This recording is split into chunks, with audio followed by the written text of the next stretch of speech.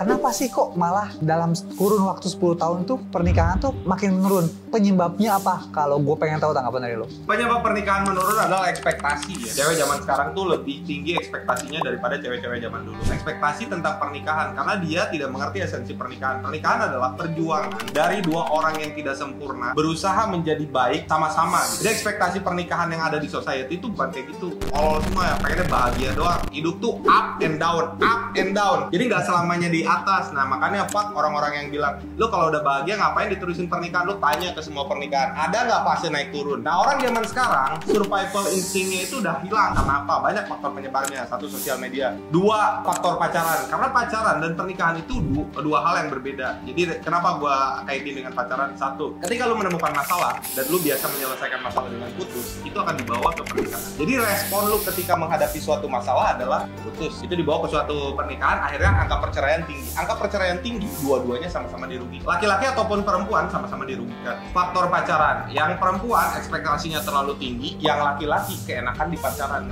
Jadi pacaran itu memasuki suatu hubungan yang sebenarnya lu belum siap. Lu belum siap memberikan segala sesuatu tanggung jawab yang sebenarnya dinaungi oleh legalitas. Nah pacaran itu mendapatkan sesuatu yang sebenarnya lu harus memberikan tanggung jawab lebih. Contohnya unsur-unsur nafsu yang ada di situ itu udah di-provide di hubungan-hubungan sebelum pernikahan. Jadi orang-orang malas lanjut ke pernikahan karena dia udah dipenuhi kebutuhan-kebutuhan nafsunya di pacaran. That's hard reality. Lu lihat di society kenapa orang-orang jarang mau nikah karena dia ekspektasi pernikahan itu berat. Dia harus bahagiain orang yang sama bertahun-tahun bahkan berpuluh-puluh tahun. Itu yang pertama. Yang kedua, dia harus biayain bertahun-tahun ataupun berpuluh-puluh tahun. Yang ketiga, dia harus punya kemampuan untuk mencintai lagi dikala beberapa kali mengalami kekecewaan karena kita manusia yang sama-sama tidak sempurna. Jadi lu harus cari insting untuk bertahan atau survival.